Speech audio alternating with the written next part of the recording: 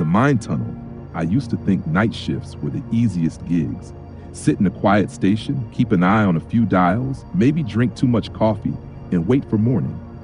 That's what they told me when I got assigned to ventilation monitoring in the old mine. Simple work, easy pay, but nothing is ever simple underground. The air has weight down there, pressing on your chest like an invisible hand. The walls don't just surround you, they breathe, slow and steady, like some massive creature slumbering in the dark. You tell yourself it's just the machines, just the air moving through the vents. But deep down, you know it's not. The miners had a saying, a little joke they'd toss around when someone was new. Don't listen too close. The mine remembers. I laughed when I first heard it. Of course I laughed. What else do you do when old men spit superstition in your face? But when you're alone, hours past midnight, sitting in a dimly lit booth 100 feet beneath the earth, that kind of talk doesn't feel like a joke anymore. I remember my first night clearly. The fluorescent bulbs above me buzzed, flickering like they were struggling against the dark instead of lighting it.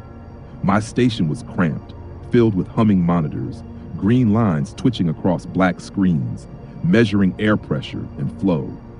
Outside the booth's glass, the tunnel stretched into a yawning black throat. Every once in a while, I'd hear a pop in the distance, a groan of stone shifting against stone. And sometimes, just sometimes, I thought I heard something else. Voices, faint, murmuring, like a prayer whispered through walls of rock. I told myself it was imagination, but my hand stayed close to the logbook anyway, pen ready, because part of me wondered, if the mind really does remember, what exactly does it remember about us? The first time I thought maybe I was dreaming. You sit alone for too long in the belly of a mine, and your brain starts to play tricks. But when the chanting came again, louder, closer, I knew it wasn't just in my head. The sound swelled through the ventilation shafts, building into a rhythm. Not random, not wind. It had a pattern, a pulse. I leaned toward the grate, straining to catch a word, but all I heard was my name, drawn out and broken, like someone trying to remember how to say it. I grabbed the radio, thumb hovering over the button, but something stopped me. The air felt charged, vibrating. If I called it in, what would I even say? The walls are chanting my name? I'd never lived that down. Then came the lift. The old freight elevator shuddered awake, chains clanking, gears screaming. I spun in my chair to the control board, every switch still dark. No call from the lower levels. No request for transport. The lift was moving on its own. I stood at the booth window, heart pounding, as it crawled up the shaft. Each floor it passed, I prayed it would stop. But it didn't. It kept rising, dragging something with it. When the gate finally slid open, I froze. Figures stood there, helmets splintered, lamps hanging dead, faces caved in like the rock had swallowed them whole. Their clothes were torn, coated in dust so they seemed carved out of the mine itself. None of them spoke, not with their mouths. But the chanting filled the air, steady and relentless, wrapping around me until my knees buckled. My name laced through it again and again as though they'd been waiting for me. I stumbled back, knocking over my chair, my pen skittering across the floor. My first thought was to run, but the monitors behind me spiked, airflow surging, pressure dipping like the tunnels themselves were gasping. The mind wasn't just remembering, it was calling. And somehow, I knew those figures weren't going to leave without me. I should have run the second that gate opened, but my legs locked, useless, as the figures stepped out. 5 of them, maybe 6, their shadows spilling across the floor. Their helmets caught the sickly glow from the emergency lights, cracked visors reflecting my own terrified face back at me. They didn't speak. They didn't need to. The chanting poured from the walls, from the vents, from inside my own skull. My name, over and over, braided into some language I didn't recognize. The monitors behind me wailed, needles slamming into the red. Airflow shot off the charts, vents shrieking like the mine was sucking its last breath. Dust shook down from the ceiling, stinging my eyes. Then the first one touched me. Fingers like iron clamps, cold and damp, closing around my wrist. Another grabbed my shoulder. Their grip wasn't frantic, it was steady, determined, like this had always been the plan. My body jerked forward, heels skidding on the concrete. I tried to scream, but my throat sealed shut. My lungs refused air. My chest heaved like I was drowning, every breath stolen by the suffocating dark pressing in. The lift door yawned wider, waiting. Inside, the shadows moved. Not figures this time, but the tunnel itself, alive, coiling, pulling at me. No, I choked it out, barely a whisper, but it didn't matter. They weren't listening. My hand shot out, desperate, grabbing the edge of the desk. The logbook toppled, pages flapping open. My pen rolled, clattered to the floor. My last anchor to this world slipping away. They tugged again. My grip tore loose. My boots scraped sparks against the floor as they dragged me toward the shaft. The alarm shrieked, the air howled, the walls thundered with pressure ready to burst. And then I was weightless. The figures pulled me through the gate. The lift swallowed me whole. The last thing I saw before the doors slammed shut was the booth light flickering, struggling against the dark, and that damned logbook lying open, its final page blank, waiting for my last line. The drop felt endless. I don't know if I was falling through air, through stone, or through time itself. My stomach twisted, my ears roared with the sound of rushing wind, or was it the voices, layered, rising, demanding? Then it all stopped. Blackness pressed on me like a coffin lid, so heavy I thought my bones might snap. And then, silence. The alarms, the groans of the mind, even the chanting all gone. I opened my eyes, but it didn't matter. Darkness clung so thick I couldn't tell if they were open or shut. My hands searched blindly, scraping over rock slick with something that wasn't just water, cold, sticky, metallic. When sound returned, it wasn't mechanical, it was human, or something close, breathing, ragged, dozens of lungs inhaling, exhaling in unison. I wasn't alone. They were down there with me, shifting in the dark, circling. The helmets, the crushed faces, the green glow of their eyes, closer now, watching. I screamed or thought I did, but the noise never left my throat. My body wouldn't move, frozen in their grip. The only thing that moved was my hand, the same hand that had clutched the pen back in the booth. My fingers twitched, dragged across a rough surface. Paper, a page. I don't remember writing. I don't remember having the strength. But something guided my hand, jerking it across the paper, carving words with whatever fluid stained my skin. Above ground, the mind tore itself apart. Gauges ruptured, glass shattered, the pressure in the tunnel snapping like ribs giving way. Rescue teams scrambled to gear up as the earth itself groaned, sending tremors through the town. By the time they forced their way down into the shaft, the place looked abandoned. Equipment fried, cables melted, the booth door hanging loose, my chair overturned, the monitors dead. But the logbook remained. Every page tidy, every line accounted for. Normal readings, routine notes until the final scrawl. Not ink, not pen, just red. Fresh, thick, smeared across the paper. They're still digging. The words trailed off like whoever wrote them had been yanked mid-sentence, and the silence in that shaft, it wasn't empty. It was waiting. When they pulled me out of that lift, if pulled out is the right phrase, it felt more like the mind decided to spit me back up because I finally stopped kicking. The daylight hit like an accusation. I tasted iron and old coal for days. I learned, quickly and painfully, that some things you can escape and some things you carry with you like a stone in your pocket. The town stitched the shaft closed with wood and permits. Engineers came with clipboards and helmets and polite smiles. They chalked up the destruction to pressure anomalies, faulty wiring, an unfortunate cascade of mechanical failures. The company wrote a statement. The families wanted answers. The reporters wanted drama. I wanted a cigarette and a place where my name was not on a tongue being pulled out of dark mouths. Physically, I was whole enough. Emotionally, I was a ruin. Where before I'd scoffed at old miners' superstitions, I now knew why they kept theirs close. Superstition is a survival habit when the world beneath your feet remembers faces like deaths. I tried explaining what happened. Most people nodded the way people do when they want to be polite but not involved. A few laughed. One man said, "You must have seen things." That was right. I had seen things. The rest of him, what those hands tried to take, did not come back. At night, the chanting followed me, not always audible. Sometimes it arrived as a pressure behind the eyes, a rhythm under my tongue, a name said in a language I had not known before. I woke up writing lines I did not intend to write. I found myself drawn to maps of the area, tracing tunnels I had never walked, feeling small tremors under my feet like a giant shifting in its sleep. I tried to stop listening. That lasted about as long as a match in a rainstorm. The mine had become a story I could not stop telling, and telling kept me tethered to the thing that wanted to keep me. I started leaving notes in the margins of the logbook I had left behind at the booth, warnings disguised as nonsense. Nobody read them the way they needed to be read. People like neat explanations. So they closed the entrance with fences and cameras and official language. The earth does not care for paperwork. It does not respect locks. It remembers. It keeps digging. If you like this story and want more that creeps under your skin and then refuses to leave, like the video and help this channel grow. Subscribe for daily stories told in the dark and share this with someone who likes being a little afraid. Thank you for listening and watching. There is another tale waiting for you on the screen now. I'll see you back here tomorrow if the tunnels let me.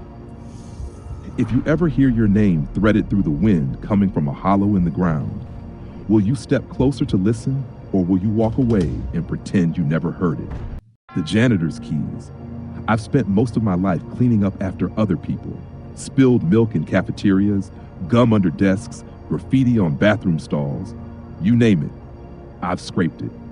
But nothing prepares you for the silence of a school after midnight.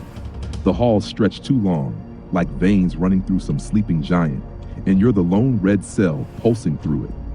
When you're the only heartbeat inside, even your own footsteps sound like an intruder's. That night was supposed to be ordinary. Just me, my mop, and the old brass ring of keys I carried like a badge of honor. They jingled against my leg with every step, a sound I usually found comforting. But not that night. That night, the sound felt alive, like the keys weren't following me, but tugging me somewhere I hadn't planned to go. You ever get the sense that a building can hold its breath? That's what I walked into. The air had weight to it, thick and waiting, as if every door along the hall leaned forward to listen.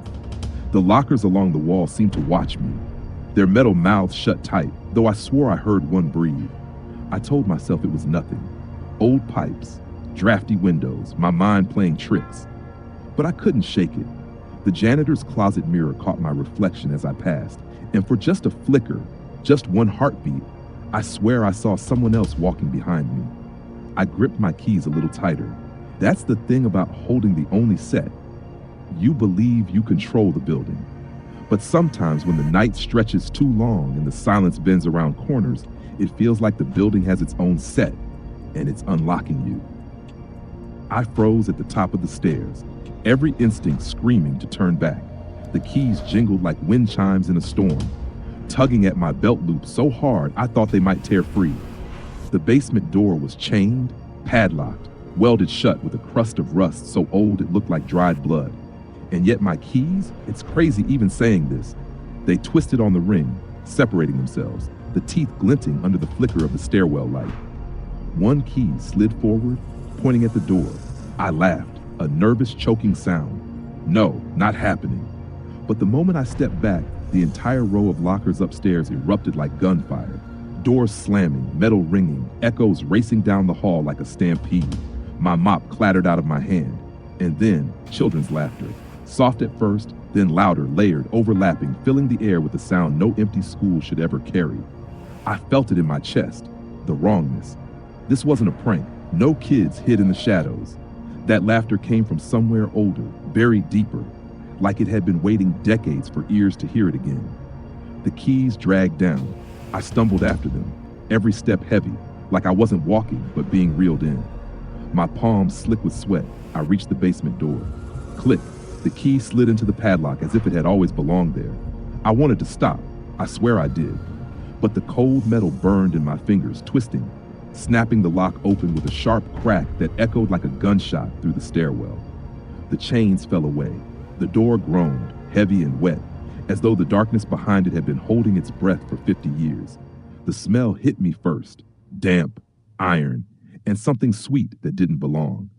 And through the crack in the door, I swear I saw small shapes darting, shadows too quick to follow, whispering and giggling in voices that sounded like they belonged to children who'd never grown up. I knew I should run, but the thing about keys is this. Once you open the first lock, the rest are waiting. And mine weren't finished with me yet. The sound was deafening, A slam that rattled the pipes and shook dust from the ceiling. My keys shrieked on the ring, metal grinding against metal, and then flew from my belt, clattering somewhere in the dark. The laughter rose, overlapping, 100 voices that didn't belong to any living throat. They circled me, darting shapes I couldn't pin down. Too fast, too many, a tug at my shirt, cold fingers curling around my ankle. Who's there? My own voice broke, thin, like it didn't belong to me anymore. Something answered, not in words, but in a chorus of whispers that slithered through my ears, pressing straight into my skull. Stay. Stay with us. A sharp pain exploded across my calf. I looked down, little hands, dozens of them clawing from the shadows. Nails too long, skin too pale. I kicked, stumbled, tried to bolt for the door, but the damn thing had vanished. Only blackness and voices and laughter that bent into screams. My hands fumbled, desperate for my keys, my lifeline, but the jingling had stopped. Then, behind me, a glint of brass. The keys hovered midair, dangling like bait. Slowly, deliberately, they began to turn in the void, fitting themselves into invisible locks. Each twist of metal sent a shudder through the floor, as if the building itself were unlocking bone by bone. And I realized the truth. Too late to matter. The keys were never mine. I was theirs. The final lock clicked. The walls groaned. Shapes rushed in, no longer child-sized, but stretched, twisted, towering. Laughter warping into screams, screams bending back into laughter. Hands grabbed my arms, my neck, pulling me down into the floor that wasn't solid anymore.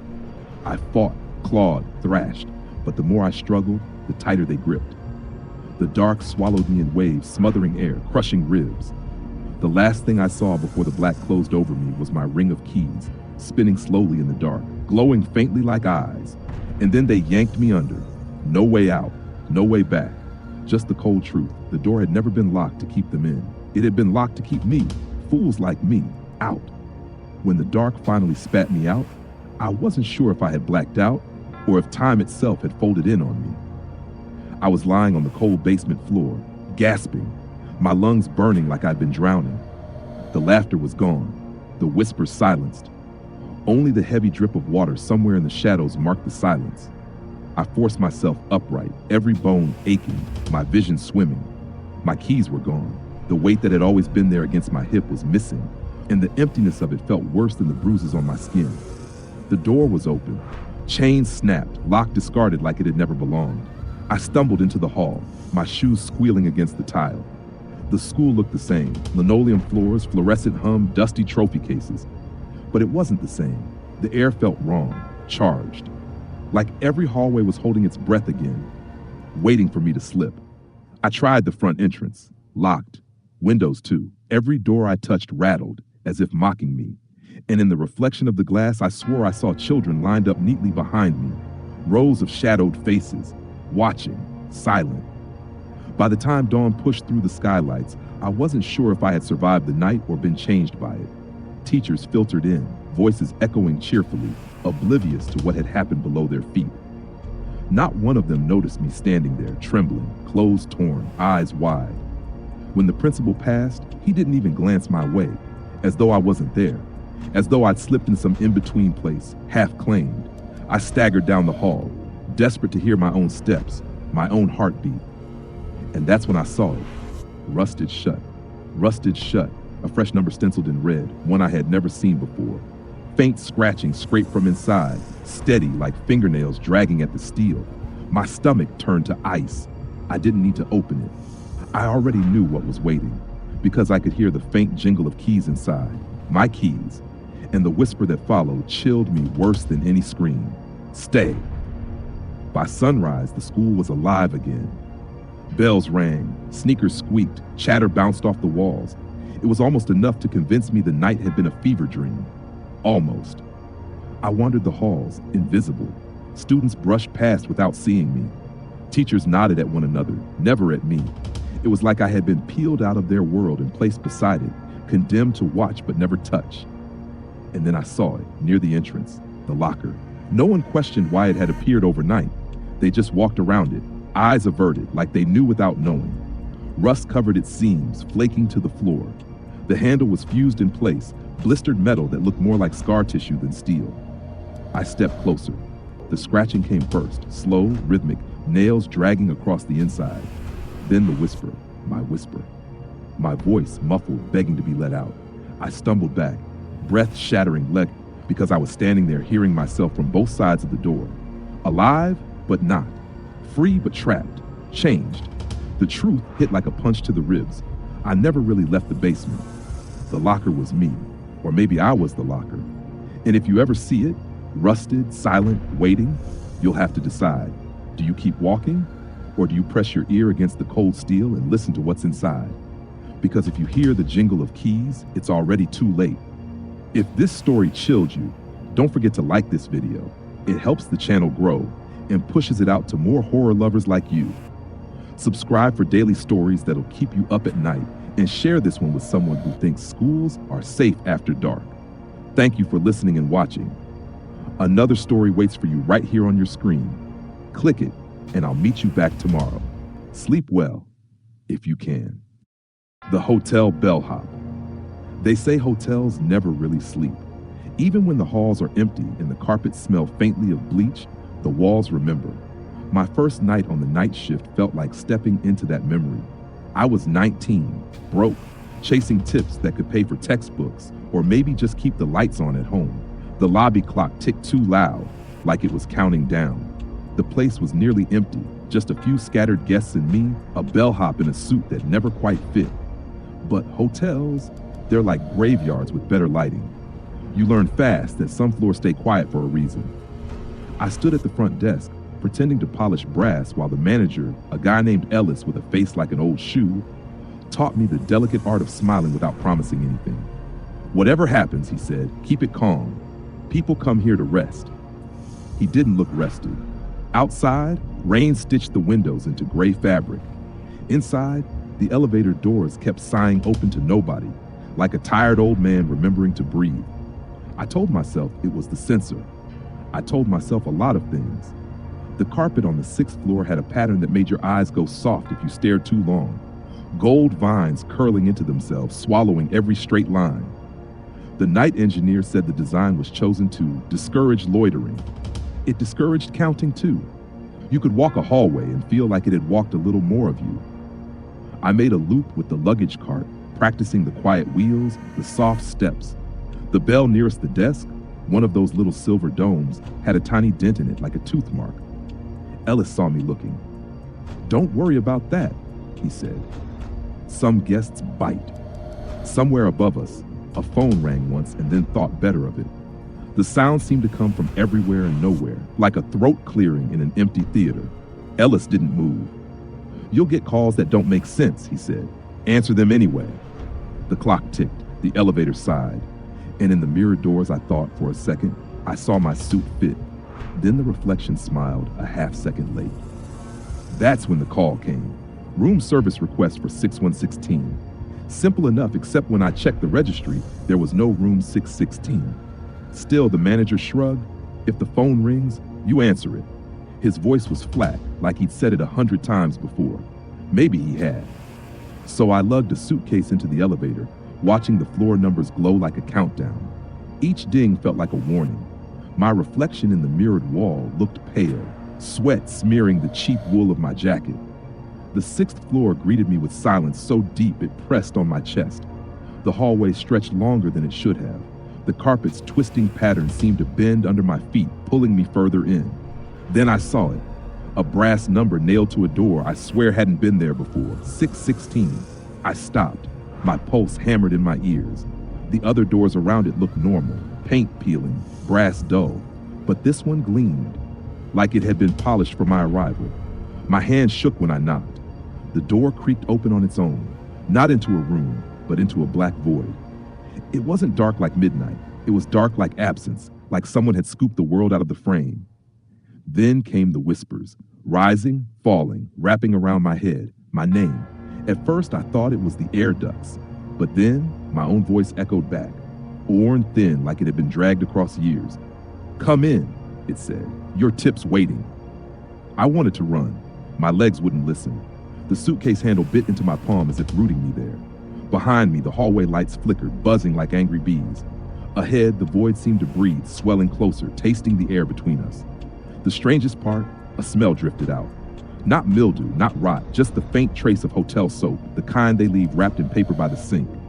Comforting. Familiar. Wrong. And then, just before the door yawned wider, I heard laughter, my laughter, from inside. The suitcase grew heavy in my hand, heavier than it had any right to be. My heart slammed against my ribs like the elevator cables straining under too much weight. I should have dropped everything and bolted, but I didn't. Something pulled me forward. Not just the whispers, not just curiosity, like gravity itself had shifted. The darkness inside wasn't empty anymore. It rippled. Shapes leaned close, too quick to see, too patient to hide. Voices tangled over one another, murmurs swelling into a chorus. Guests calling my name, promising tips I'd never spend. Their words weren't offers, they were bargains. I raised a hand, trembling, just to touch the doorframe, to prove it was real. That's when it happened. A hand, ice-cold, claw-thin, shot out of the void and clamped around my wrist. I jerked back, too late. The grip tightened, digging into my bones. The suitcase slipped from my other hand, spinning once before vanishing into the black like it had been swallowed whole. My breath came sharp, shallow. "Come in," my voice echoed. Older now, cracked like glass. "We've been waiting." I thrashed. Nails clawed the carpet, tearing threads loose as I was dragged across the threshold. The hallway lights flared and popped, glass raining down. My scream tore loose, but the sound was devoured before it left my throat. Inside, there was no floor, no ceiling, just an abyss humming with whispers. Faces surfaced and sank again. A man in a bellhop's cap from another era. A woman with her eyes sewn shut. Children giggling through bloody teeth. They pulled at me, tugged at my jacket, my tie, my skin. For one desperate moment, I thought of Ellis, the manager, sitting smug behind the desk, telling me to keep it calm. Did he know? Had he sent me here on purpose? The cold hand on my wrist yanked harder. My feet left the ground. I flailed, reaching for the brass numbers nailed to the door, but they bent under my grip, soft as wax.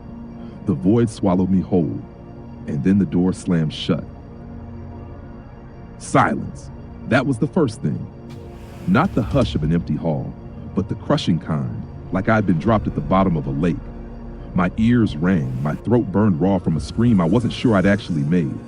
Then, faint and distant, the lobby clock struck 6. Each chime echoed through the dark, as though reminding me the world outside still existed. And just like that, the hotel woke up.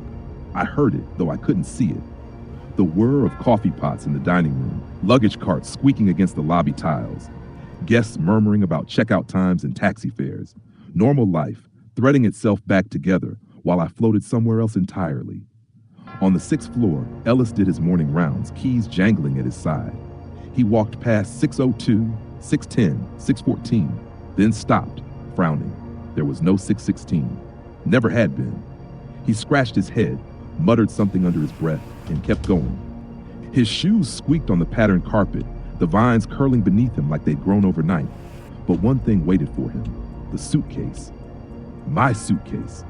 Sitting upright in the hallway, the handle extended like a hand raised for help. Ellis crouched down, confusion clouding his face. No tag, no initials, just a bellhop's uniform folded neatly inside. A name tag gleaming on top, catching the strip of morning light. My name. He picked it up, weighed it in his palm, too heavy for just clothes. The kind of heavy that makes you think twice before opening it. He didn't. Instead, he set it back down, careful, as though it might bite. Downstairs, guests laughed, doors slammed, a cab honked.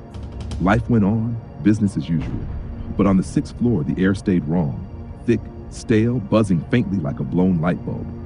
Ellis lingered, staring at the spot where a brass 6116 should have been, his lips pressed thin.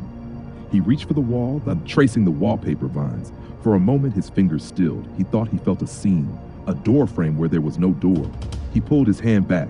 The clock in the lobby chimed again, 6:30. And in the silence that followed, he swore he heard it. Faint, muffled, almost a whisper. Laughter. My laughter. When they finally unzipped it, the truth spilled out. My uniform, pressed and folded with care, like someone had prepared it for burial. My name tag, polished to a mirror shine, and tucked beneath the collar, an envelope.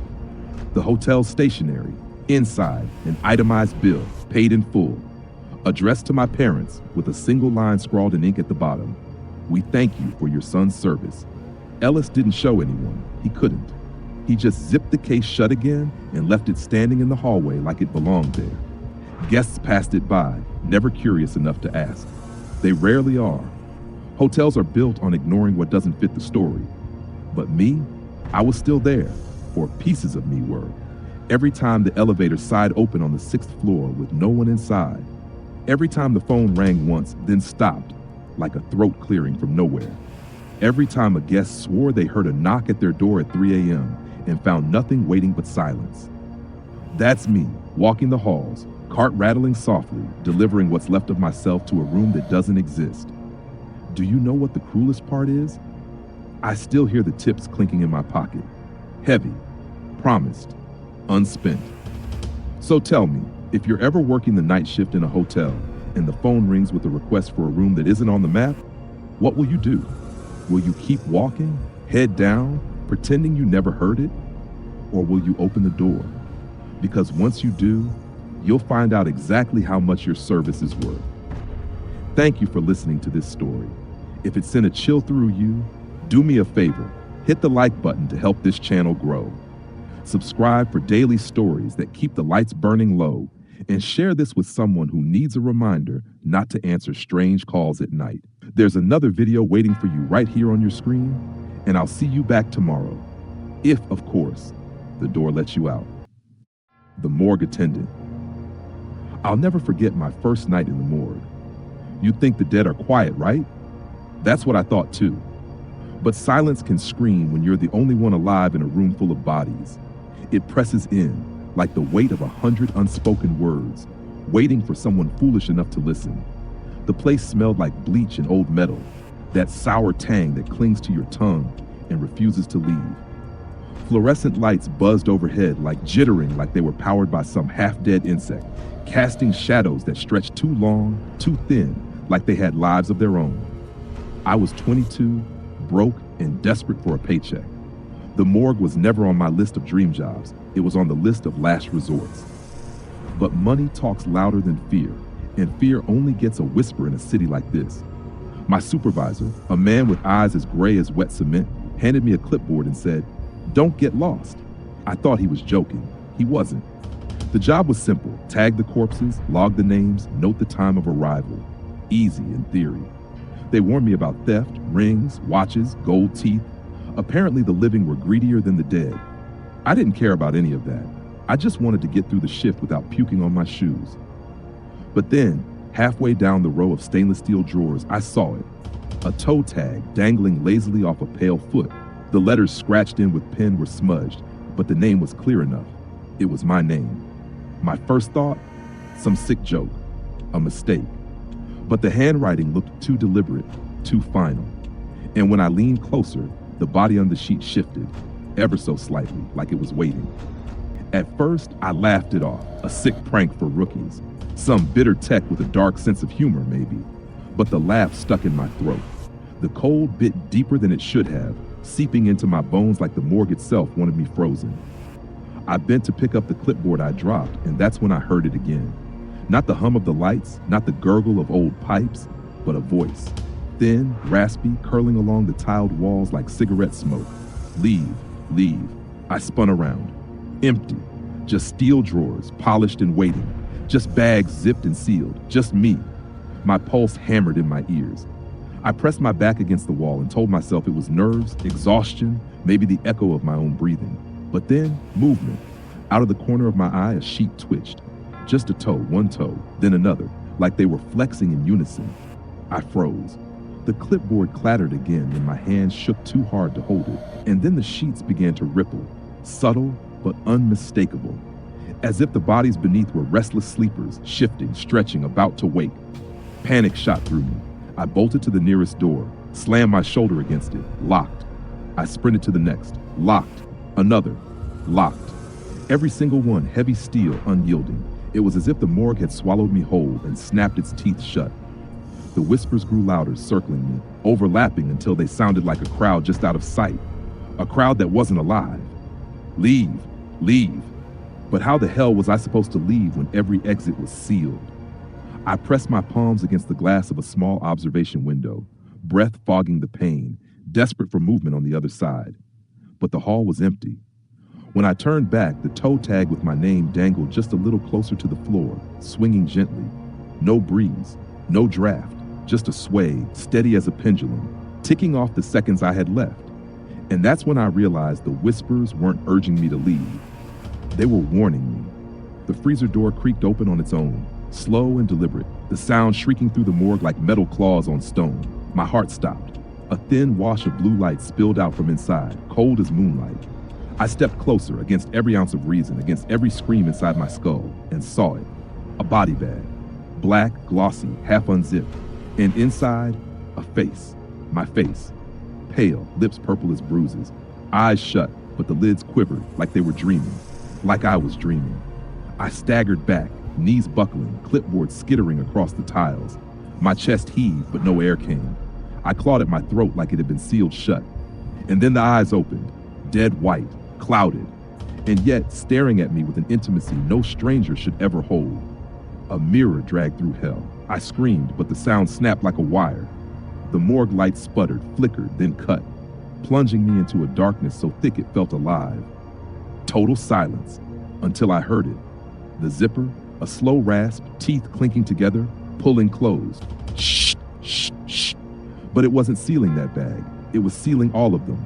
All around me, from every table, every drawer, came the same dreadful chorus of zippers fastening shut, bodies locking themselves in as if preparing for a journey. And in the dark, something moved. Heavy, wet, dragging across the floor closer and closer. The whispers were gone now. What replaced them was worse. Breathing, thick, labored, right behind me. My hand slammed against the wall, searching for a switch, a handle, anything. I had to choose. Turn and face it, or keep clawing for an escape I knew wasn't there. I turned, and the blue light bloomed again, bathing the room in its sickly glow. Every bag was upright now, standing. My own doppelganger stepped forward from the freezer, the zipper finally shut to the chin. It smiled, not with my mouth, with something wearing it. And it whispered in my voice, "Your shift is over."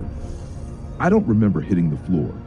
1 second I was staring into the eyes of something that wore my face. The next it was gone, like the lights had swallowed it, like my mind had decided to spare me the details. Maybe I blacked out. Maybe something dragged me under. When I came to, the buzzing lights were steady again. The morgue quiet, too quiet. No whispers, no zippers, just the hum of electricity and the cold weight of the air pressing down on me. I stumbled to my feet, chest aching, throat raw, and made for the exit. This time, the door swung open without resistance, as if it had never been locked at all. The hallway beyond stretched empty, sterile, indifferent. By the time the sun rose, I was gone, or at least I thought I was. The supervisor swore later that I had never clocked in for my shift, said he'd waited, assumed I bailed like plenty of rookies before me. He even laughed, called me smart for not showing up. But his laugh didn't reach his eyes, because when he walked me down into the morgue trying to prove it, something was waiting for us. One fresh body bag lay on the slab, sealed, smooth, cold to the touch. The tag was clear as day. My name.